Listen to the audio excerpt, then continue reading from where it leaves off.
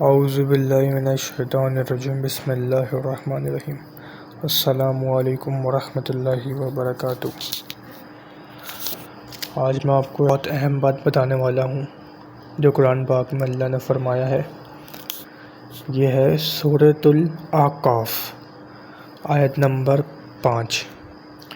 اس کا میں ترجمہ پڑھ رہا ہوں، آپ ذرا غور سے سنیے گا۔